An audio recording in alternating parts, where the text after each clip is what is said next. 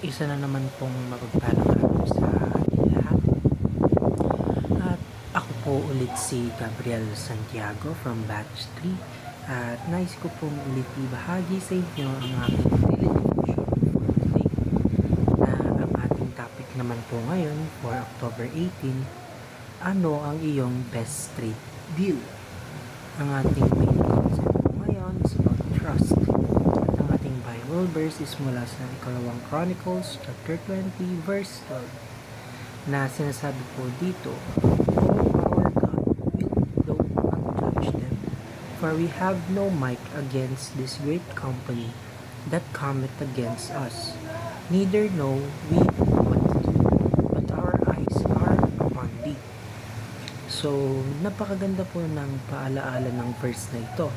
Sa kwento ni Jehoshaphat, maharap siya sa isang napakalaking kalaban at sa halip na umasa sa sariling lakas o sa mga sundalo niya, siya ay tumingin sa Diyos.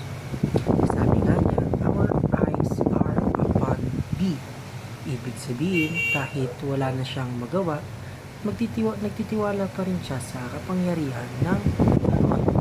Kaya nga po ang topic natin ngayon ay trust. Pagtitiwala sa Diyos, at dito may kita kung gaano kalalim ang ibig sabihin ng salitang ito. Trust is the practical outworking of belief. Ibig sabihin, hindi lang ito basta paniniwala sa isip, hindi lang ay believe in God. Pero kapag dumating na ang problema, tayo na agad ang kumikilos sa sarili nating paraan. Ang tunay na trust ay yung pagsunod ng kontrol kay Lord. Kapag may pinagdadaanan tayo, whether sa school, sa pamilya o sa sarili, ang tiwala ay ipinapakita sa pamamagitan ng pagsunod kahit hindi natin naiintindihan ang plano niya.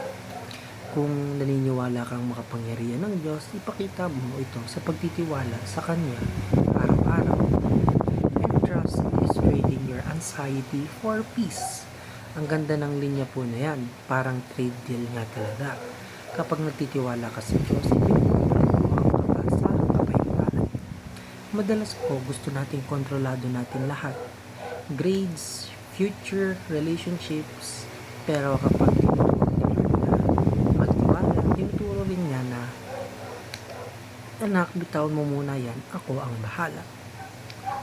Kapag tayo nagtitiwala, nagkakaroon tayo ng kapayapaang hindi kayang ibigay ng mundo, yung peace na galing mismo sa Diyos. At hanggang dito lamang po ang aking daily devotion for today.